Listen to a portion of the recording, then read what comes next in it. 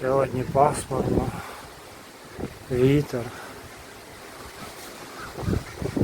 Воздух такий. Теплий.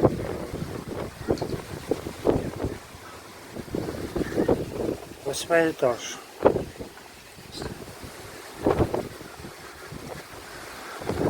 Пляж через 50 метрів.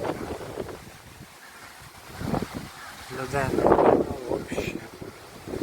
Це для них холодно, для американців. Мені класно, не жарко. Остров такий впереді. Там вон мост, по якому я приїхав. Сюди заїхав. Іду зараз на цей пляжик, мабуть.